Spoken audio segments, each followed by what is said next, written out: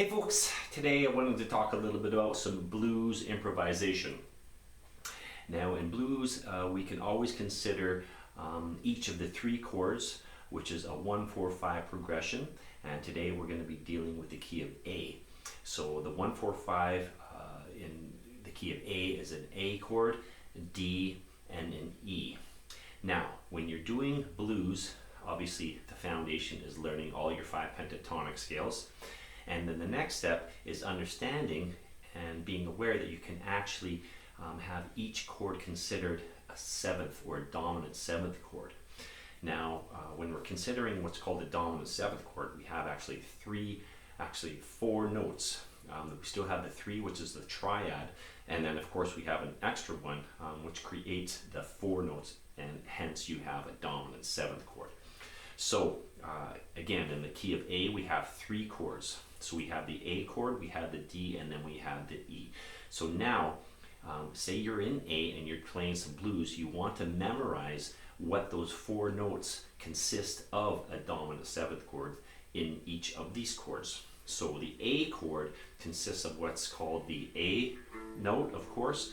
Then you have the C sharp, then you have the E, and then you have the A. Okay, so those are the 4 notes of an A7 chord, or A dominant 7. So A, C sharp, E, and G. Okay, those are the 4 notes. Now in D, the D 4 notes is D for D7, you got D, then you have F sharp, A, and then C. So D, F sharp, A, and C is your 4 notes of a D7 chord. Now for an E7 chord, you have E, G sharp, B, and D. Okay? So I'm going to give you 3 examples of how to play these 4 notes of each chord in various areas of the neck to give you a little bit of understanding of how you can apply these, of what I was just doing in my example of a 12-bar blues riff. So again, here's one example of an area that you can use the dominant 7th chord. So you have an A on the 6th string, 5th fret, then you have a C sharp on the 4th fret, 5th string, and then you have a E on the 7th fret, 5th string, and then you have a G on the 5th fret, 4th string. So if you want to create an A7 arpeggio over a blues riff, those are the 4 notes you would use. Okay, now for the D7, it'll be on the 10th fret, 6th string, then you'll have the 9th fret, 5th string, then you'll have the 12th fret, 5th string, and then you'll have the 10th fret, 4th strings. So 10th fret, 6th string, that's your D, 9th fret, 4th string is your F sharp, 12th fret, 5th string is your A, and then 10th fret, 4th string is your C, and that's your 4 notes of a D7 chord. And you just move that exact same thing up 2 frets, and then you'll have an E7. So 12th fret on the 6th string, you'll have an E, then on the 11th fret, 5th string, you'll have a G sharp, then on the 14th fret of the 5th string, you'll have a B, then on the 12th fret of the 4th string, you'll have a D. Okay, so I definitely suggest you to write the 4 notes of each of these chords out, and then you'll have them for reference. Okay, so that is one area of how to play A7 arpeggio over a 12-bar blues riff in A. Now I'm going to give you 2 more examples. So here's the next one of how to play an A7 arpeggio over a 12-bar blues riff. So you got your 4th string, 7th fret, and that's your A. And then what you want to do is use your 3rd finger to slide from the 9th to the 11th fret on the same string, on the 4th string. So you're sliding from a B to a C sharp. Okay, and that's as well again on the 4th string. Then you go to the 3rd string, 9th fret, and you have an E, and then you end off with the 12th fret, 3rd string, and that's your G. Okay, so you got 9th fret, slide that up from the, or sorry, 7th fret, then you slide that up from the 9th to the 11th with your 3rd finger, then you go to the 3rd string, 9th fret, and then you end off on the 12th fret, and that's your A7. So, okay, here's a D7 with the same sort of shape or principle.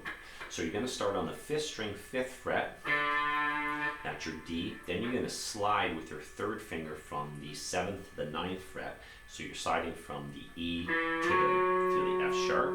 Okay.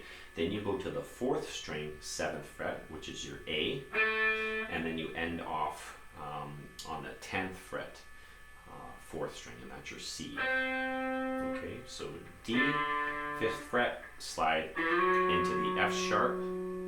Then you go on the 4th string, 7th fret, that's your A, and then you end it off with that, the 7th of the chord, which is C. Okay, and now you just take that exact same thing and you just move it up 2 frets, and you'll be doing your E7 arpeggio. So you're going to start on the 7th fret, 5th string, then you're going to slide your 3rd finger from the 9th fret to the 11th fret, so that's from your F sharp up to your G sharp. Then you're going to play the 9th fret of the 4th string, which is your B, and then you're going to end off with the 12th fret on the 4th string, and that's your D. And that completes your E7 chord. So you got. Okay, so those are 2 examples of each kind of pattern shape of an A7, D7, and E7. Okay, so I'm going to give you one more example of how you can use these arpeggios of a 7th chord over a 12-bar blues riff. So, so this one's going to start on the 3rd string, and you're actually going to start with your 2nd finger. So this is for the A7. So you're going to start with your 2nd finger on the 4th fret of the 3rd string of your G string. So that's a B, and you're sliding up to the 6th fret, which is a C sharp. And then you're going to bar the first 2 strings on the 5th fret, and you're going to play the 2nd string 5th fret, which is an E. Then you're going to play the 1st string 5th fret, which is an A, and then you're going to finish it off with your, I use my pinky on the 8th fret, 2nd string, and that's your G. So that completes your A7 chord arpeggio. So, okay. And what you want to do is just take that exact same shape, and you, for the D7, you start on the 9th fret, 3rd string, which is an E, and you slide it up to the 11th fret, and this is again on the 3rd string. You slide up to the 11th fret, which is your F sharp. Then you're going to bar the first 2 strings on the 10th fret, so you have the A on the 2nd string, and then the D on the 1st string. And then you end off on the 13th fret, which is of the 2nd string, which is your C. Okay, so these are. Okay. Then we get that, again, move that up 2 frets, and you'll have your E7 shape. So you slide your 2nd finger on the 3rd string from the 11th to the 13th fret. Then you bar the first 2 strings on the 12th fret, so you get your B on the 2nd string 12th fret, then you got your E on the 1st string 12th fret, and then you end off with your pinky on the 2nd string 15th fret, and that is your D. Okay, so I'll run through all 3 of these variations of each chord real quick. So here's the one that starts on the 6th string. This is your A7. Okay, then the one that starts exact same shape starts on the 10th fret of the 6th string. Then you go up to the 12th fret, 6th string. Okay, so that's your 3 chords, A, D, and E. Those are all 7th chord arpeggios. Okay, so here's your A1 again, starting on the 4th string, 7th fret. Then you're going to start on, for the D1, you're going to start on the 5th string, 5th fret. For the E, you're going to start on the 7th fret, 5th string. Okay, and you can rewind this video as I explained this previously slowly. I'm just going to kind of go through these real quick. So now here's the last set of 3 chords there. So this one starts for the A7, starts on the 4th fret of the third string. There's your A7. Now the D7 one, you're going to start on the 9th fret of the third string. Okay, and then the E7, you're going to start on the 11th fret of the third string. Okay.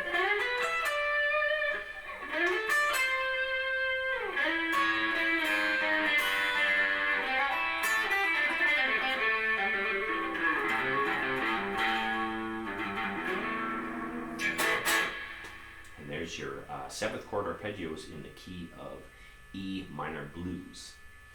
Hope you enjoyed this video. Please give it a thumbs up, and I'll see you next time with some new lessons. Cheers.